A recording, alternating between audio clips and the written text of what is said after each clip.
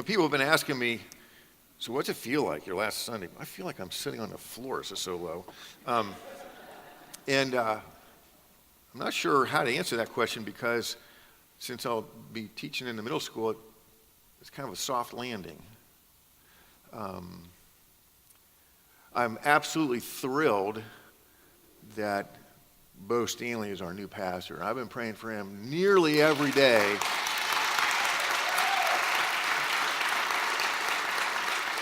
And I hope you're praying for him every day too.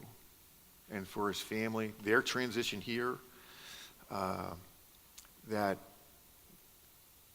he would love you and you would love him and listen when he preaches the word and so forth. I'm just thrilled at that. I remember when I was in seminary, if you'd have asked me to sit down and write a script over what I would want the ministry years as a pastor to be like, I could not have written a script better than the way it actually played out. And I'm not saying that just to say it because it's my last official Sunday. I mean that. And that is attributable to you people, our elders, and our staff. Now, it moves in and out. 34 years, that's going to change. It's going to be in flux. But taken as a whole, I couldn't have written the script to make it better than it's been. And I have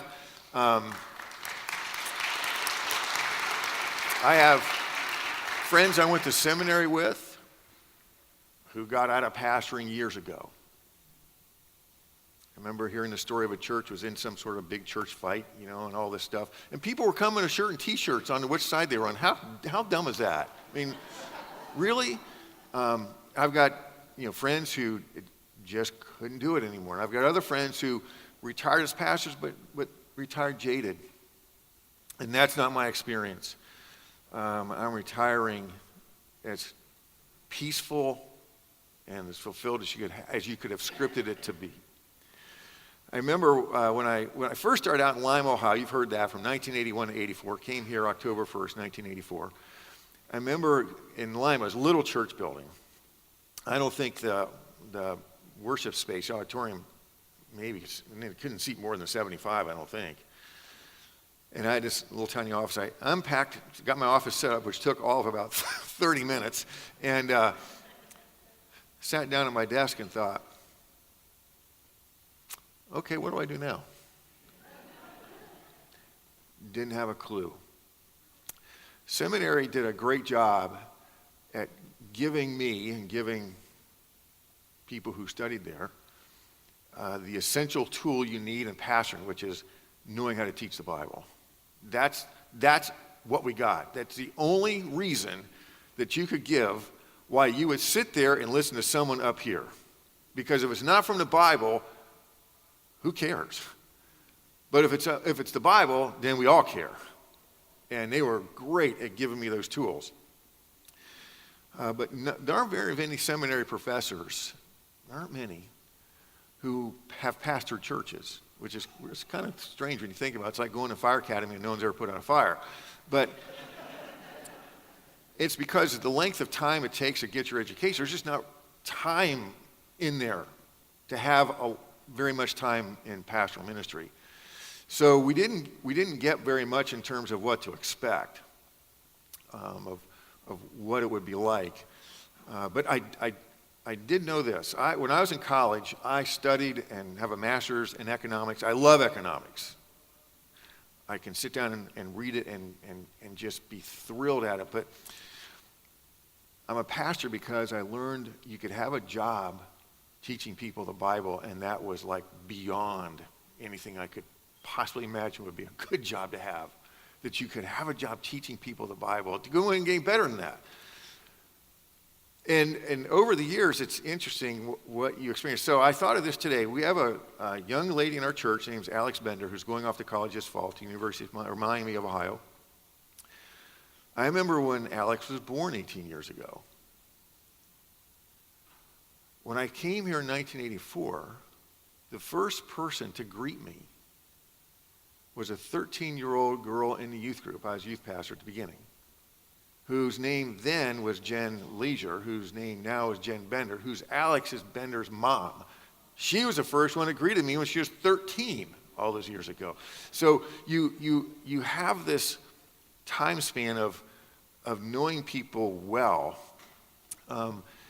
You also have the underside of that, where you're saying goodbye in funerals to people that you've known a long time.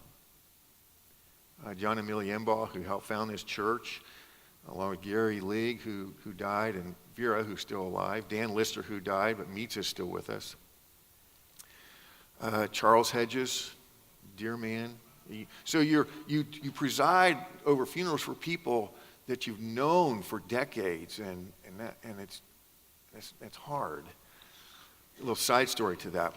That year I was a youth pastor. We came home. I think Karen and I had gone to a movie. We came home, and someone had toilet papered our house. Now, that's kind of run its course. You don't really see people's houses get toilet paper anymore. And I was in high school, I was a king of that stuff. So we come home, and our house was toilet papered. So you figure it's one of the teenagers and so forth. But if you thought that, you would be wrong, because it wasn't one of the teenagers. It was Millie Embaugh, Barb Robb, and Vera League, all of whom were in their late 40s toilet papering our house.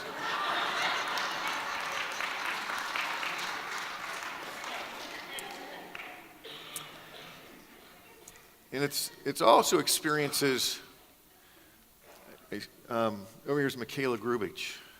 Makayla is a delightful young lady. And you may not know this if you know them, if you just know them casually. You may not know that Makayla is a twin. Gabriella, her twin sister, didn't make it in birth. And being in the hospital room and holding Gabriella, who didn't make it. So you have those kind of experiences too. There's experiences of people, accepting Christ, which is what we're trying to do. And so it was 2 years ago. Ken Bauman, who is Paula Music's dad, got to know him over the years. He really didn't come to church much here, but he was 95 2 years ago. And we used to talk World War II stuff because my dad was in World War II, and Ken loved to talk about that. So I went up to see him on a whim. It was a Saturday. I'd finished playing basketball in the morning. I was running some errands. I'll just run up here and see Ken. He lived over in the Whetstone area. And Ken was a pilot himself. And wasn't flying anymore, obviously, but he had been a pilot. As we're talking, I'm sitting there asking myself, God, how am I going to communicate to him the gospel? He's 95 years old. How do I do that? And I didn't have a clue. Well, as we're talking, Ken tells me the story when he was flying his plane, and he had another couple, so it's the two of them, this other couple, he was going to fly them to Cleveland, to a Cleveland Browns game. And he's telling me that it was a challenge for him as a pilot because he had the weather was so bad he couldn't rely on his visual would not help him. He had to rely on his instruments to guide him to where he was going. So I said to him, so Ken, what you're telling me is you could not depend on what you saw. You had to depend on the panel. He said, yeah. I said, Ken, that's exactly the way the Bible is. We can't trust what our eyes tell us about life. We have to go to another source that we can depend on, we know will lead us in the right way. We talked further about that right there in his little study where his little den. He prays to receive Christ, gets baptized 7 weeks later at the Johnson's Pond, died 3 weeks after that. It's seeing people grow spiritually that has been a joy. And it was a couple years ago, I met up with a single guy I played basketball with, and we went to Max Nerv's. Let's meet up at Max Nerv's. It was about 7 o'clock at night. We were the last people to leave. It was like 10:30. And spent that whole time talking his questions about the Bible. It's being humbled you do this long enough, you get humbled when you see other people's spirituality. So there was, it doesn't exist anymore, but in the late 80s and most of the 90s, there was an AIDS hospice that was over in the hilltop area of the west side. If you go out into the bottoms, come up to the hilltop, you keep driving, and there's a street there called Eureka. And if you turn north on Eureka and go maybe 2 blocks, there's a rundown house there that a nurse, her name was Barb Cordell, had bought and was providing hospice care for people with AIDS. And this was back when they didn't have any medications at that time, and there was a lot of misinformation, a lot of fear that people had over it. So I took the training from the Columbus AIDS Task Force here in Columbus and asked them, well, how can I help? What can I do? So they pointed me to this place on Eureka. And eventually there I met a girl named Julie who was there. She had full-blown AIDS from drug use, and she had 4 children living in New York. She didn't get to see them anymore, and so she found this was a place where she could live the rest of her life. She was so competent and so forth that she was kind of made the resident manager over the other people. They had about 6 or 8 people that were living there. And she was such a delightful person and loved the Lord with all her heart. She didn't have a Bible, so I took her a Bible from our church. And I could tell it was the Bible we gave her because it had a green cover. And anytime she went to the hospital and I would go visit her, there on that little mobile stand they have in the hospital was that green Bible. And she loved the Lord so much, and I was asked to preside at her funeral. And so you have experiences where you're just humbled over people's grace and their love for the Lord in obvious, very difficult circumstances. Well, I don't want to spend the whole time reminiscing because we need to hear from God. So if you have a Bible, I want you to look at John chapter 13, because there's something here I think is really good that I think we need to be reminded of. So I thought, this is what I'll share for my last Sunday here. So John chapter 13. The scene here is the Last Supper, the last meal Jesus had with his disciples. He's hours away from his arrest. When we were in Israel in March, we were walking down a street in Jerusalem, and we came to a place where they believe was the location of this meal. It was upstairs on the second floor. Let's look at the first slide, because scholars have kind of been able to piece together the seating arrangement at that meal. And they see it as a U-shaped table with John, Jesus, and Judas there side by side, Peter across the table, and you can arrive at that by piecing together the story, and you sense this is how it had to be. I mean, you don't know 100%, but it's pretty close. It had to look like that. So we're going to look at the verses and go through right here just quickly the background to get us to John 13, starting in verse 33. But I'm going to pick it up in verse 21. After Jesus had said this, he was very troubled in spirit, and he said, "Very truly I tell you, one of you is going to betray me." His disciples stared at one another, at a loss to know which one of them he meant. One of the other Gospels tells us that they began saying, well, who is it? Who is it, me? I mean, who could? So there's this murmuring going on, and they're dumbfounded at what he said. One of them, the disciple whom Jesus loved, was reclining next to him, and scholars identify that person with John. So it tells us in the text that John is sitting next to Jesus. Okay, so that's the first piece of this puzzle here. Simon Peter motioned to this disciple and said, "Ask him which one he means." So they think Peter was probably across at the other side, and you know how if you're in an arrangement like that, Peter's saying, "Hey, John, who's he talking about?" So he's not next to them, and they didn't seat across from each other. They sat this way because they reclined at the tables. They didn't sit at them. They reclined at the tables. So he's likely across and he's whispering or motioning to John, who's he talking about? Leaning back against Jesus, John asked him, Lord, who is it? Jesus answered, it's the one to whom will give this piece of bread when I've dipped it in the dish. Then dipping the piece of bread, he gave it to Judas, the son of Simon Iscariot. As soon as Judas took the bread, Satan entered into him. So if he dips the bread in a dish and hands it, he's got to be sitting next to him for that to happen. And Jesus said to him, what you're about to do quickly.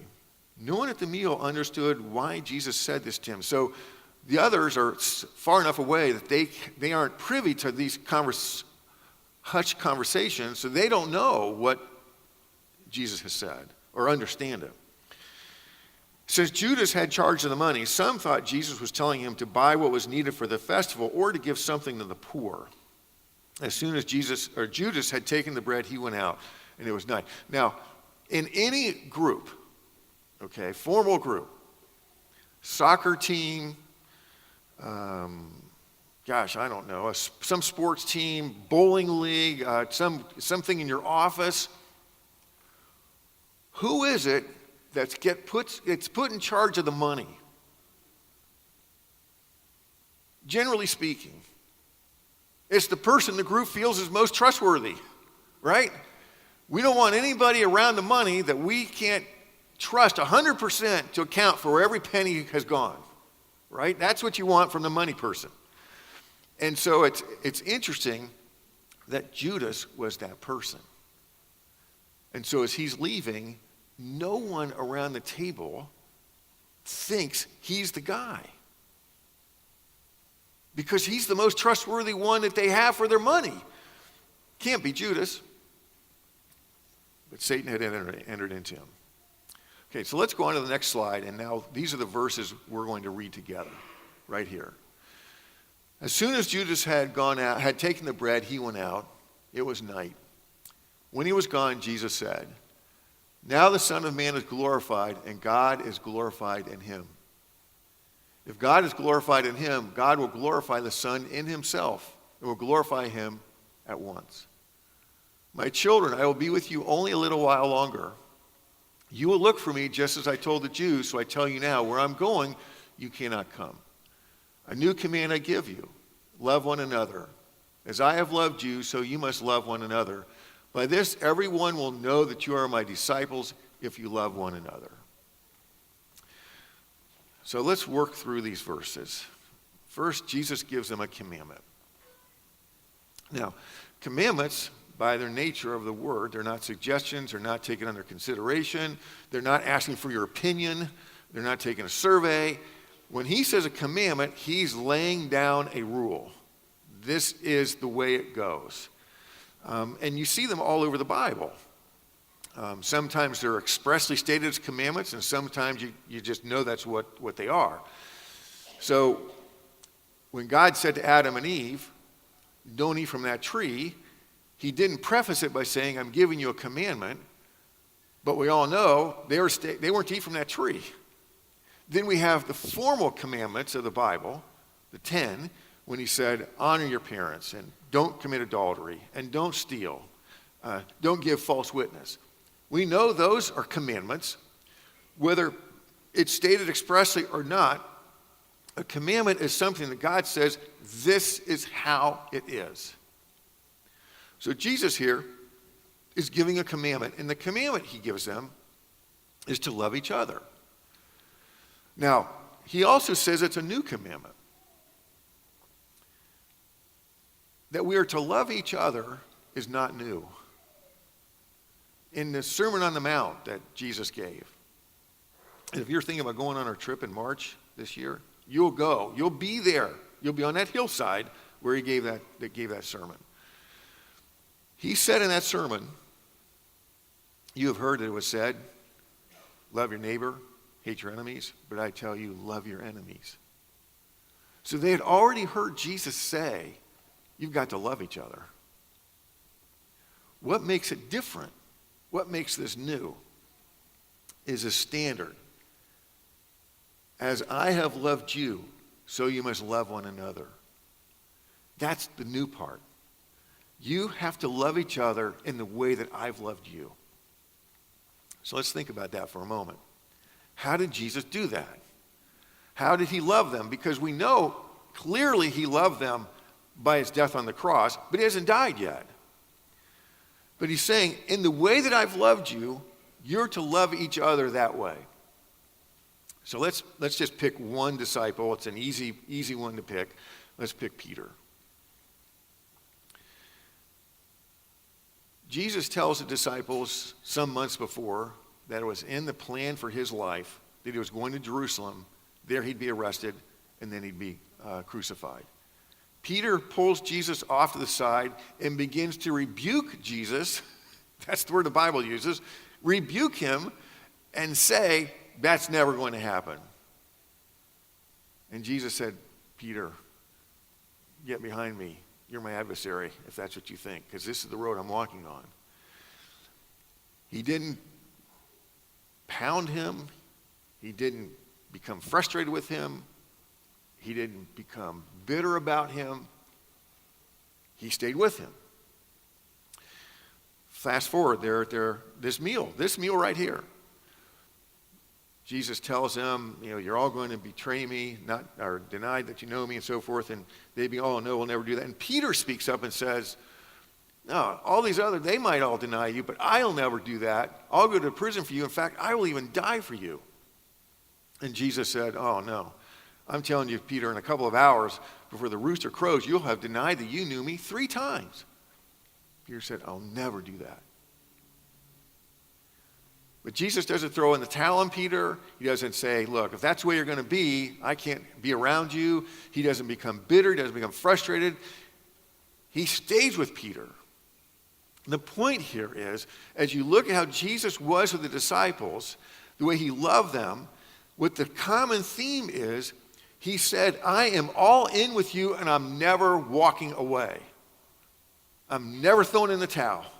No matter how obnoxious you get, no matter how many crazy ideas you have, no matter how you hurt me,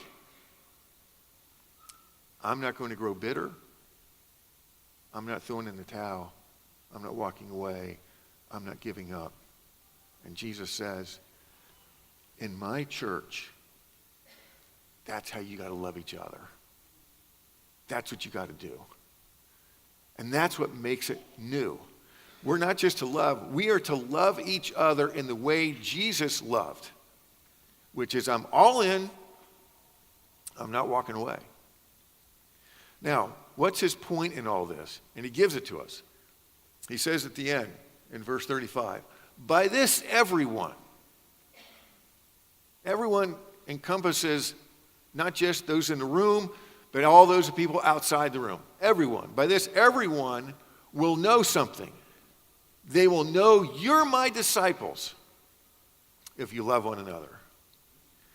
And the point Jesus is making is, if the church loves each other and loves each other well, people will notice. People will see it. He doesn't say, by this, everyone will know you're my disciples on how much Bible you know, or how good your events are, or how good your facilities are, or you can make a whole list of things that are good. He says this, they will know you're my disciples by the quality of your love. If you don't love one another, they're going to conclude no matter how much Bible you talk about, not interested. But if you love one another as I've loved you, people will notice. They can't help noticing. So we were on vacation a week ago and have this routine. We go to the same place every year, and I have this routine where I get up early and I walk to the Pathway Market and I buy a couple of newspapers. So last Saturday, I bought the weekend edition of the Wall Street Journal, and this is it. And it was comical. If you would have been there, it would have been comical to see it, because I'm there on the beach trying to read this paper in 20-mile-an-hour winds right on the ocean. It's like going everywhere. But there was a front page article below the crease. It's titled, U.S. is running out of caregivers.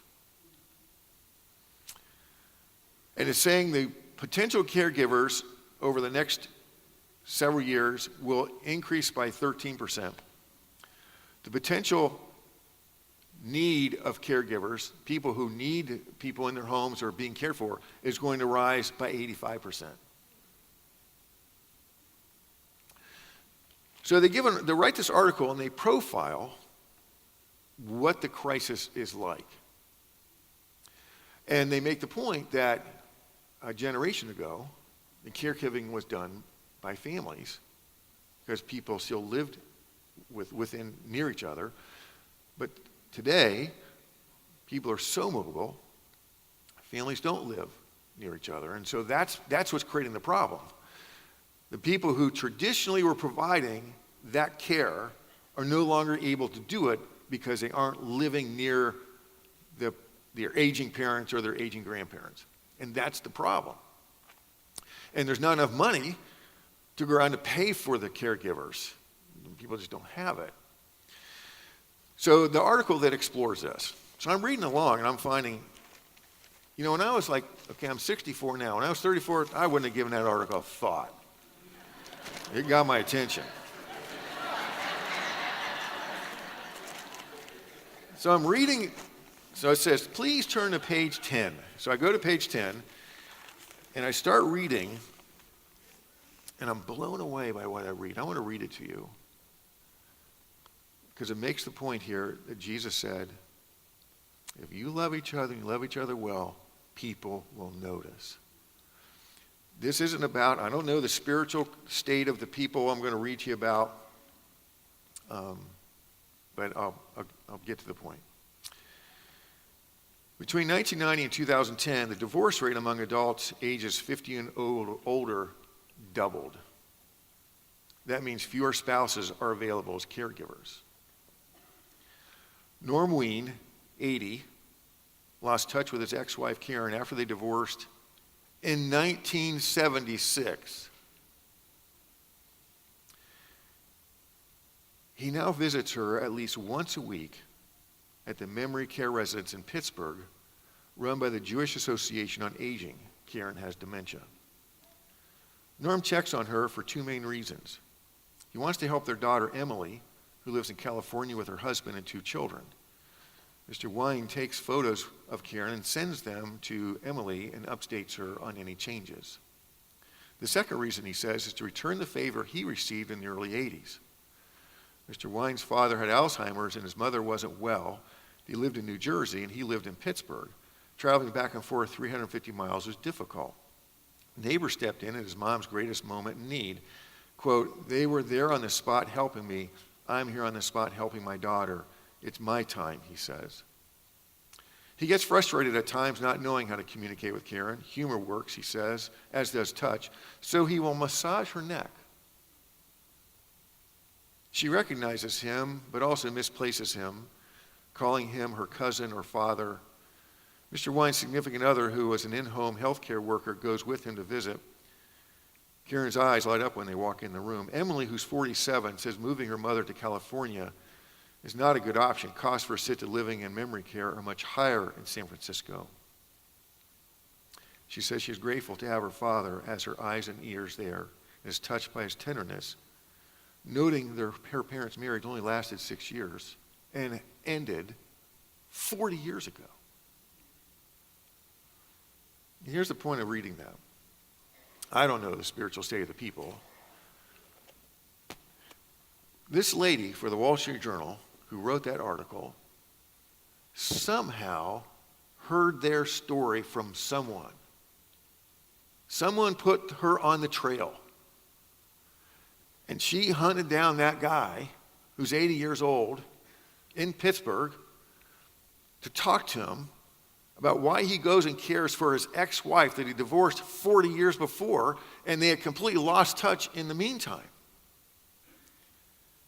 When love is done well, people notice. People see it, and they talk about it.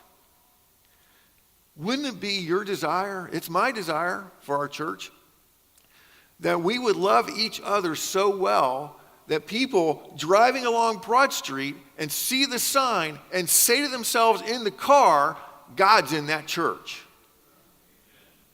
And the only way they're going to get that from what Jesus says, it's not how much Bible I know, and it's not the great events we can put on, it's how well we love each other.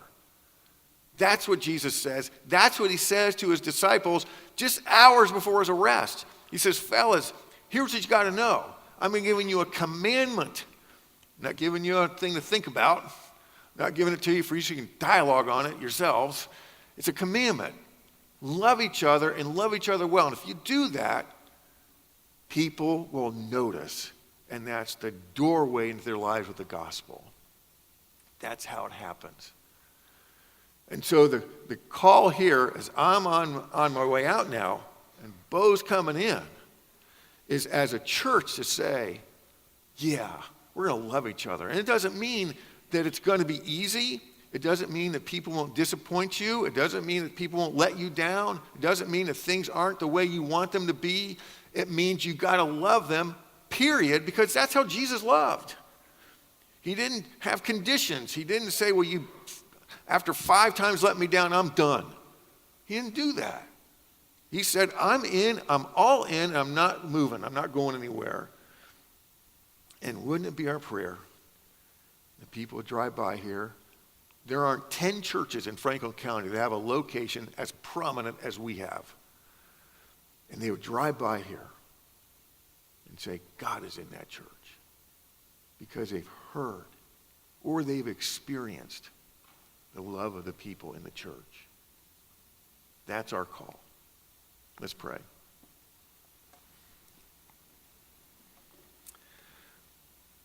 Our Father, I thank you for these 34 years. And I acknowledge, Lord, I say this without exaggeration. I could not have written a script to have a better pastoral experience than what you have given me. And I thank you for that so much. And I pray, Lord, for Bo as he takes reins here, that you would shine your favor on him and he'd preach the word and preach it well. People would respond to the word. And I pray, Lord, that the people who say, this is my church, would make a renewal of a commitment to love each other and love each other well. Because people will notice. And we pray in Jesus' name, our Savior. Everybody said, amen.